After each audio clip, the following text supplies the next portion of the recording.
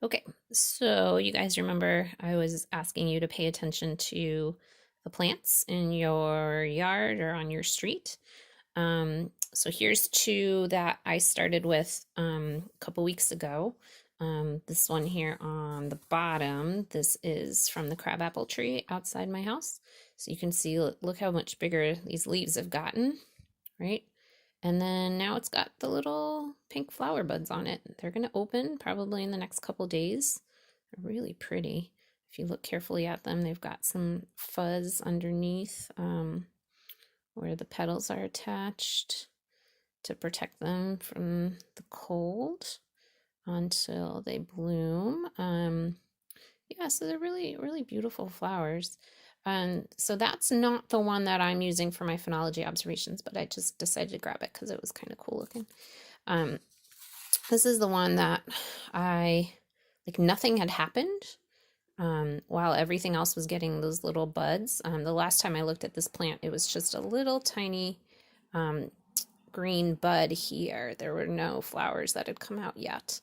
And now the flowers have emerged, so you can see these are lots and lots of little flowers from inside this one larger space on the plant.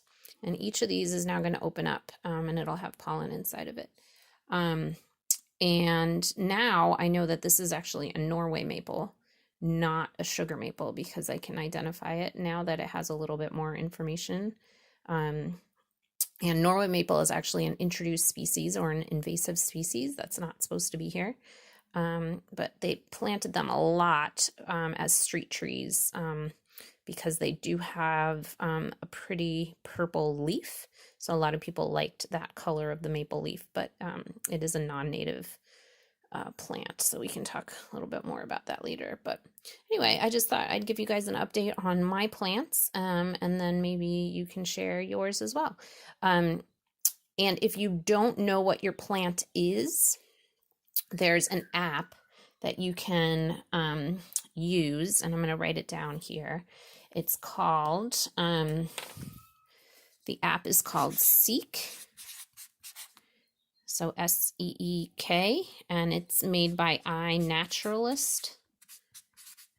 And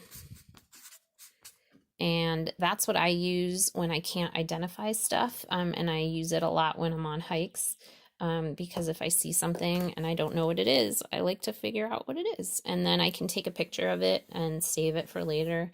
And it's helped out a lot. So if you're interested in this sort of thing and want to figure out what your plant is and you don't know, try Seek by iNaturalist. It's a free app. You can put it on your phone or on your parents' phone, and then start to learn about the plants. Obviously, animals are a lot harder to do with Seek. I think I spent one day last summer, I spent probably about half an hour trying to get a bee to hold still long enough before I could figure out what it was, and that wasn't very pleasant, but I mean, it didn't sting me or anything, but it was just annoying because I was trying to get it to hold still so I could take a picture of it to figure it out, but it didn't listen. So anyway, plants are a good thing to use for these kinds of apps. Okay, I hope you guys are good. Miss you all. Talk to you later. Bye.